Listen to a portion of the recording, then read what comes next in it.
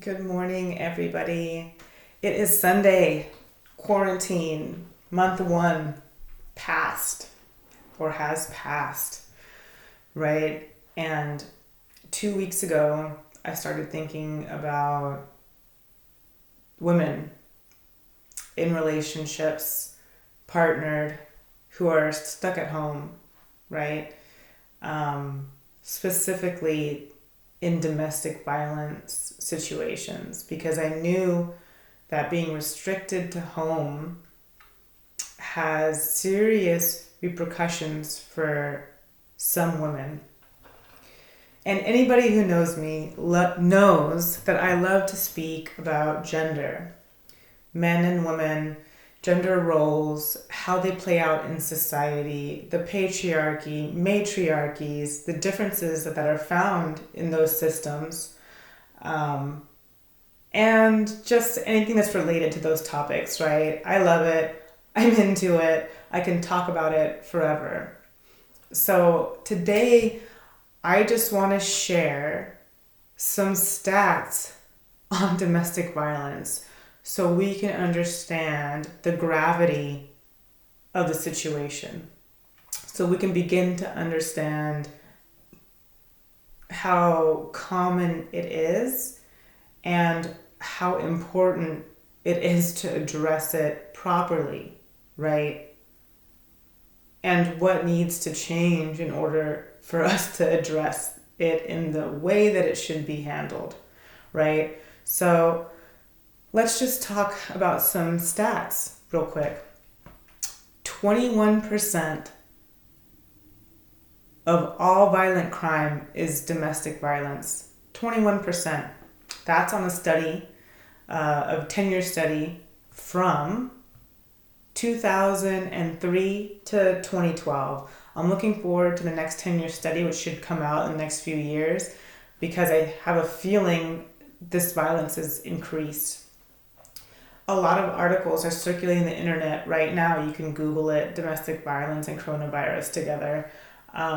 There's been horrifying stats across the world about the severe increase in domestic violence. If 21% of all violent crime is domestic violence, and now we're seeing numbers that are doubling in most cases, there's a 75% increase on online searches for domestic violence, right? So let's just say that now that 21% is looking more like 50%, right? If there's double, 75, not even double, if there's 75% increase in searches for domestic violence, you can, number one, bet that it's happening to that many more women, plus more women who don't have access to the internet because they're poor, right? Or because their husbands are beating them so bad and they have so much control that they can't even get to a computer. So that 21% is probably looking more like 50% right now. 50% of women at home are getting beat. What does that say about our culture? What does that say about the way that we raise men? In the patriarchy, in America, in my personal experience, right, it seems like men are only allowed to express one emotion: anger, right? And what does anger lead to? Violence. Boys are told from a very young age not to show emotion, not to be weak, not to cry, not to be nurturing, caring, empathetic. Human emotions, right? They're only allowed to express anger and get in fights, right? And that's okay, right? Because that's just boys being boys. No, it's what we're training boys to be. It's what we're training men to be. If we allow them to cry, to be kind, to play with dolls, right? Like, it would change the dynamic of how they relate to their emotions, because what's happening, well, from what I can see, just from paying attention, is that whenever men feel other emotions than anger, they don't know how to process it. So what does it process to? The one that they do know how to express. All emotion is then transmuted into anger and then shared in that way. It's unhealthy for them as people, as conscious beings trying to evolve, right?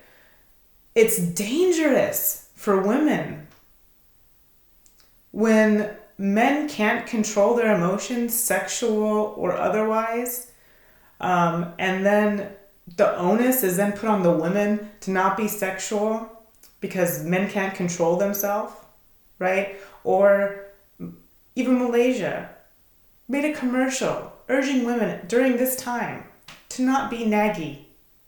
Don't be irritating men, right? There is no way for another person to act in any way that won't elicit some response from another person, because you cannot, other people don't control you.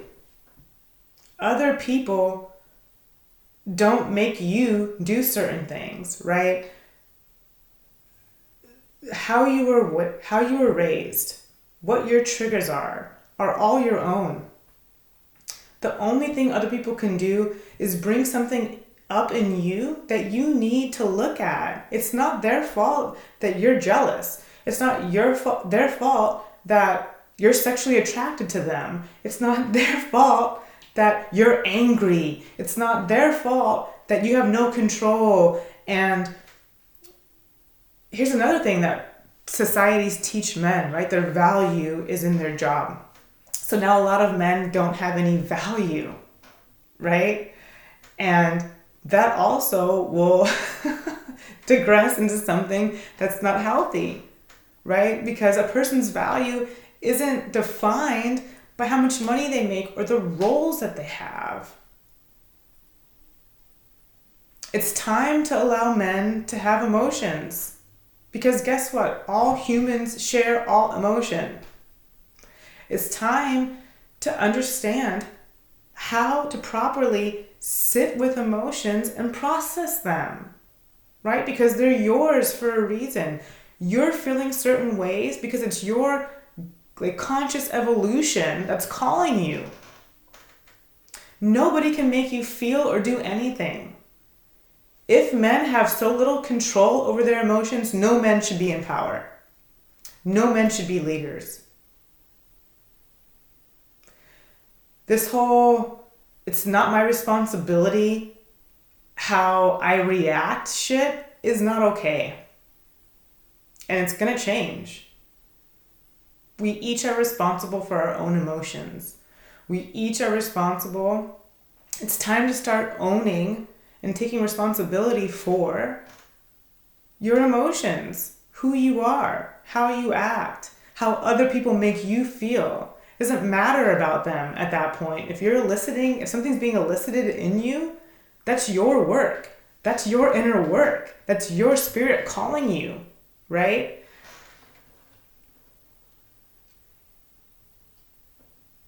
Every minute, 20 people are a victim of domestic violence. 17 of those 20 are women. 3 are men. 20 people every minute in the United States are getting beat right now. The course of this, it's been 9 minutes. I suck at math. What's 20 times 10? 200 people just got beat in the time that I've been talking. What the fuck? As a society, we cannot let anger be the dominant emotion men are allowed to express. If you watch any of the politicians throughout the world, number one, they're almost all men. And number two, they yell constantly. That is not somebody you want in power. You don't want people who are emotionally unstable, who can't control the tone of their voice, who can't have a civilized debate on very important topics that affect society, right? You don't want people up there yelling at each other, screaming angrily. That's not okay, right? We don't want men up there telling women to be quiet. Oh, lower your voice. Don't talk so angry. Blah, blah, blah. When they're yelling at them, the hypocrisy has got to stop. Women are allowed to be angry, right? Men are allowed to have other emotions than anger. In fact, we need it. It's fucking necessary, right? So when you're raising boys, don't raise your boys and girls different. Teach your boys how to accept and express their emotions. Stop telling them to suck it up. Stop telling them to be calm, right? To, like, boys will be boys, it's fine, they're rough, right? No, they're also gentle and caring and sweet. And girls and women, it's not our responsibility to control our emotions so then you can control yours. It's our responsibility as individuals to understand our emotions, understand what's coming up and why. It's usually old stories, like your brain tricking you, or trauma that you have to process, right? Your emotions aren't mine. Your emotions may trigger something in me that makes me feel something, but that's mine to deal with. It's mine to sit with. It's mine to uncover, right? In this time, check on your female friends, right? Make sure they're okay. I'm not sure what you could do to help because our society doesn't even enforce restraining orders, right? And guess who's doing the enforcing? Other men, which aren't enforcing it against other men. Surprise. That's another thing that needs to change is the way and the value of domestic violence and just violence towards women in general, right? No longer can it be acceptable to abuse us,